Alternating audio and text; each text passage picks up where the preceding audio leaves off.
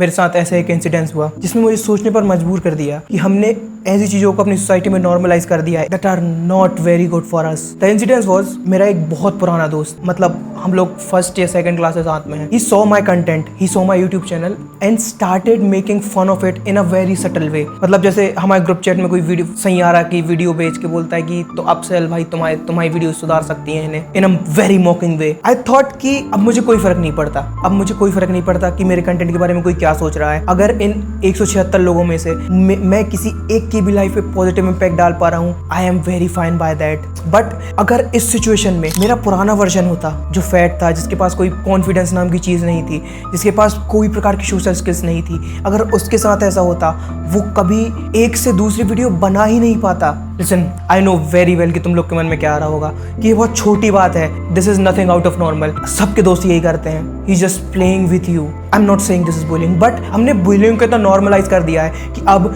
अगर कोई positive change ला रहा है अपनी लाइफ में, या कोई ऐसा काम कर रहा है जिसका नेट रिजल्ट उसकी लाइफ में पॉजिटिव ही होगा, हम उसकी बेइज्जती करते हैं just for making fun of it. और मुझे इसका रीजन भी पता है, when someone who is always been beneath us, जो हर चीज में हमसे नीचे रहा हो, and when that person he suddenly start improving in every field, और हम उसी होपलेस जगह पे अटके रहते हैं और हमें ये लगता है कि ये हमसे आगे कैसे निकल रहा है, जो हमारी सारी लाइफ में हमसे पीछे रहा है वो इम्प्रूवमेंट करके हमसे आगे कैसे निकल रहा है, और फिर हम उसे नीचे लाने की कोशिश करने लगते हैं अनइंटेंशनली। तुम्हारे भी कई ऐसे दोस्त होंगे, जब तुम कोई अच्छा काम शुरू करते हो, जब तुम अपनी लाइफ में इंप्रूवमेंट लाना शुरू करते हो, they start making fun of you for that. जैसे तुम जिम जाना शुरू करते हो और तुम अपनी डाइट को बहुत ही अच्छे से फॉलो कर रहे हो, दोस्तों के साथ बाहर जाते हो और तुम मना कर देते हो कि मैं बाहर नहीं खाऊंगा, वो तुम्हें पीयर प्रेशर में डालते हैं कि तुम खा ही सकते हो, इतना तो कर सकते हो, इतनी भी क्या जिम कर रहे हो कि ये नहीं कर सकते तुम। And the funny part is, वो सब ये इंटेंशनली बिल्कुल नहीं कर रहे हैं,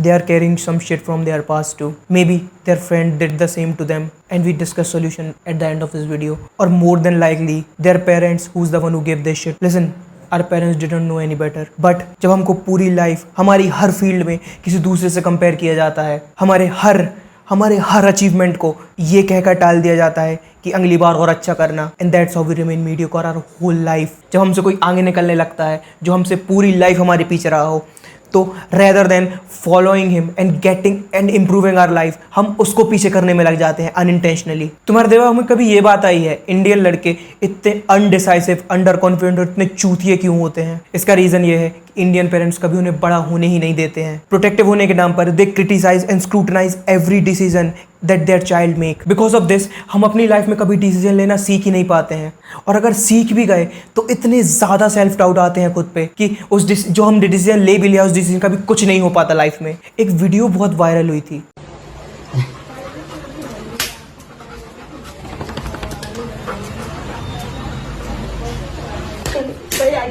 ये वीडियो देखने में बहुत फनी लगती है, बट तुम्हें इसके पीछे का कंटेक्स्ट पता है? Why his father beating the crap out of him? Just think about it, क्या किया होगा उसने? Maybe he caught smoking और drinking? No, this guy has a moustache and he shaved it off. Yup, हम कभी अपने parents के toxic trait को पॉइंट आउट नहीं करते, we even glorify it by saying भाई बाप तो बाप होता है, बाप के सामने थोड़ी किसी की चलती है।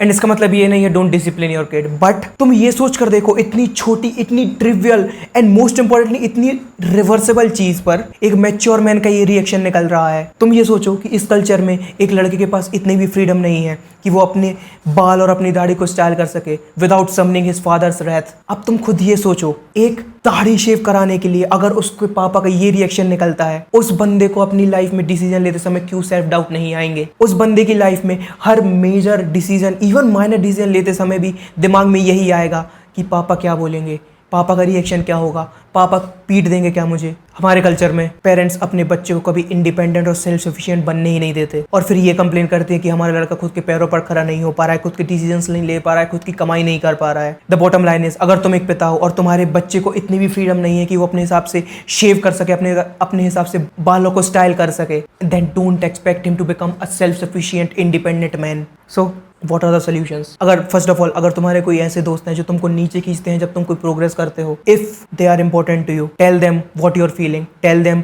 their words mean a lot to you and how their words is affecting your life, but the harder and the most rewarding decision will be to cut them off from your life, because they will not understand your point of view. You need friend who push you up, not pull you down. And if you have parents like this, honestly, I don't know what to do. I simply have no answer. A good start would be to forgive them what they cause in your life and making sure you will not pass these things to your kids, because उनको भी अपने parents से ये मिले होगी जब उनने ये पास डाउन किए तुम्हें. And I will make a full video on this, or I hope I found the solution of it. So until then, get to work, bitch.